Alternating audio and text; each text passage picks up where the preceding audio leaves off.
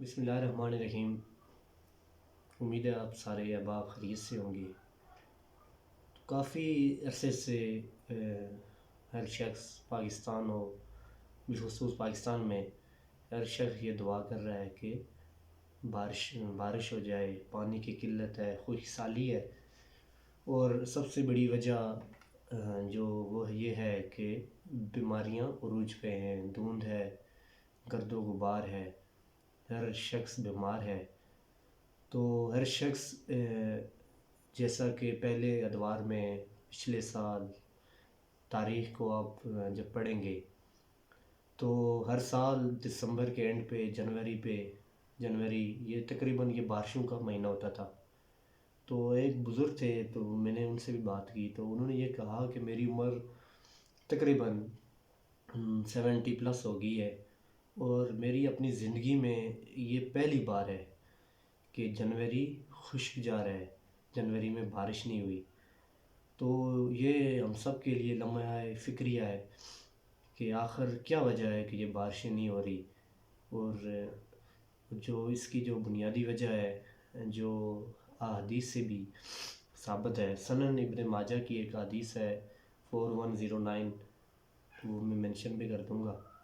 تو اس میں رسول صلی اللہ علیہ وسلم نے فرمایا جب بارشیں نہ ہوں، قحط سالی ہو، تو اس کی جو سب سے بڑی وجہ ہے وہ یہ ہے کہ ناپ تول میں کمی، رشوت، بددیانتی، بے ایمانی اور ناپ تول میں کمی جو ہے نا، اس پہ زیادہ زور دیا گیا ہے۔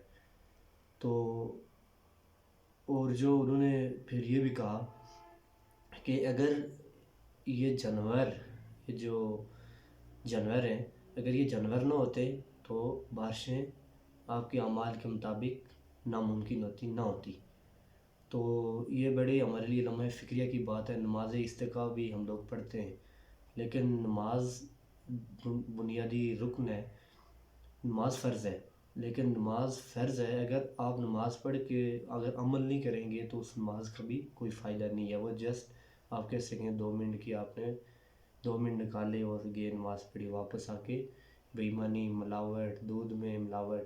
وہ تو ایک مقولہ ہے، وہ میں ایک دن پڑھ رہا تھا، انہوں نے یہ کہا کہ یورپ میں جو شراب پینے سے اتنی بیماریاں نہیں پھیلتی جتنی پاکستان میں بکنے والا جو دودھ ہے وہ پینے سے بیماریاں پھیلتی ہیں۔